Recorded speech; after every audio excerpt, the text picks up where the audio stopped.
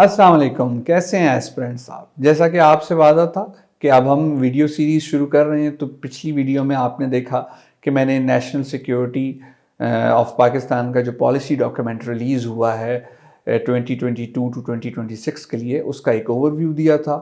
और अब मैं इस वीडियो में जो की टर्म्स मेंशन्ड हैं, बार बार जिनका जिक्र है, उनको एक्सप्लेन करूँगा। तो यहाँ पे नेशनल सिक्योरिटी पॉलिसी को इस तरह से एक्सप्लेन किया गया है कि articulates Pakistan national security vision, interest and priorities while providing A detailed implementation framework.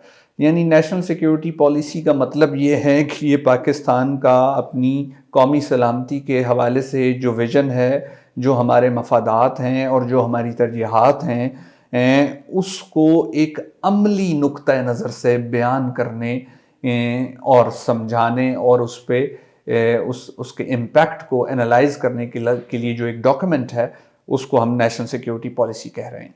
फिर है जी कॉम्प्रिहेंसिव नेशनल सिक्योरिटी, यानी जामे कौमी सलामती।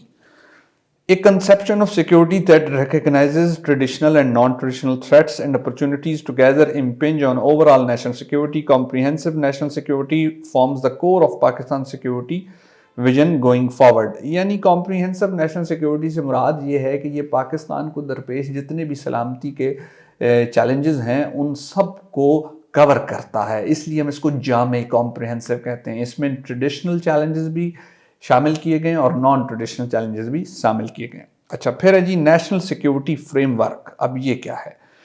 Outlines the conceptual elements of Pakistan vision for comprehensive national security. देखें, कोई भी चीज़ कॉन्सेप्ट के बगैर नहीं समझी जा सकती, तो किन कॉन्सेप्ट्स के ऊपर बेस्ड है ये नेशनल सिक्योरिटी पॉलिसी, उसको हम कहते हैं नेशनल सिक्योरिटी फ्रेमवर्क। वो कॉन्सेप्ट्स हम अगली वीडियोस में एक्सप्लेन भी साथ साथ करेंगे। Vital national security interests.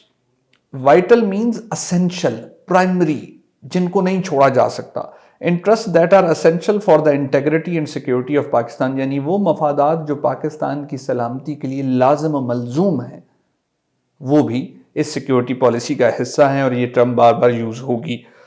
Critical enabling factors, इसका मतलब है factors that reinforce and support the fulfilment of vital national interest, यानी वो अवामिल जो कि हमारे कौमी मफाद की निशानदही करने में मददगार होते हैं, उनको नाम दिया गया क्रिटिकल इनेबलिंग फैक्टर्स, जिनको देख के, जिनको तज्जिया करके हम ये फैसला कर पाते हैं कि हमारा कौमी मफाद, हमारा नेशनल इंटरेस्ट है क्या। That is called enabling factors. Principles of policy implementation, overarching principles that reflect the state's general approach towards policy and guide the implementation of national security policy। यानी ये वो प्रिंसिपल्स हैं, वो असूल हैं जो ये भी बताएंगे कि इस पॉलिसी पर अमल दरामद किन इकदामात से शुरू करना है और किस तरह से करना है, प्रैक्टिकली कैसे इसको लेके चलना है, और ये पॉलिसी को ओवरऑल उसका विजन एक्सप्लेन करने में भी हेल्पफुल होंगे। इसलिए हम इन्हें कहते हैं प्रिंसिपल्स ऑफ पॉलिसी इंप्लीमेंटेशन। तो जनाब, अब आपसे मुलाकात होगी चैप्टर 2 और चैप्टर 1 की एक कंबाइंड वीडियो में। Wait for the next video. Thank you. खुदा हाफिज।